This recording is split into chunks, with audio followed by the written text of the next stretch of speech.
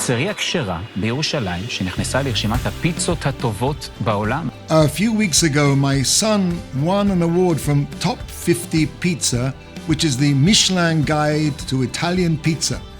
This annual competition takes place in Tokyo in Japan, and it ranks the best pizzerias in the world. And La Piedra, my son's pizzeria, came in at 38th place out of 50. It was the only Israeli one to be listed, and his kosher Le Mahadran Pizzeria marks the first time an Israeli pizzeria has made it onto the list. A tremendous Kiddush Hashem, a tremendous sanctification of God's name. When he came over to tell me the news, I told him the following story. In the late 1980s, the Or Sameach Yeshiva Purim play was a Jerusalem event of mega proportions. On the night of Purim, around 1,000 Jerusalem Anglos would crowd in to see the latest Or Sameach masterpiece. One year, we did a spoof on My Fair Lady, called My Fair Abi.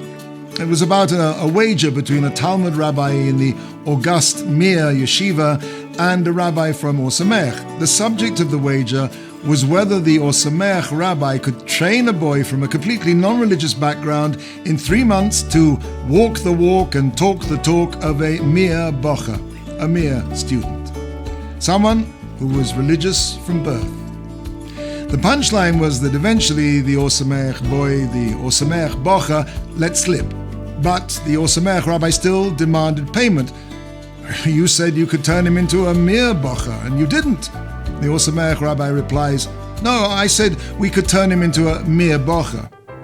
The crowd broke out into rapturous applause, and the curtain came down, and I was mobbed by a sea of smiling faces and backslapping arms. Through this scrimmage, I noticed a very serious rabbi making his way purposefully towards me.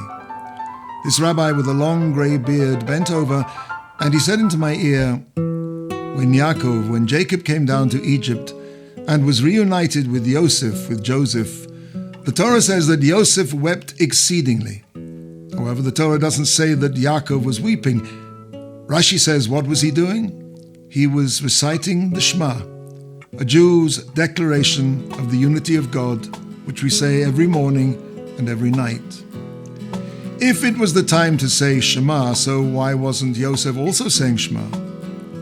The Maharal answers that it wasn't the time for saying Shema, but Jacob, wanted to take that moment of pure joy and use that feeling in his declaration of the oneness of God.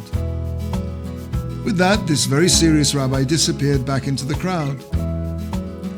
It says in Parshat Balak, Hashem, his God, is with him, and the friendship of the king is in him.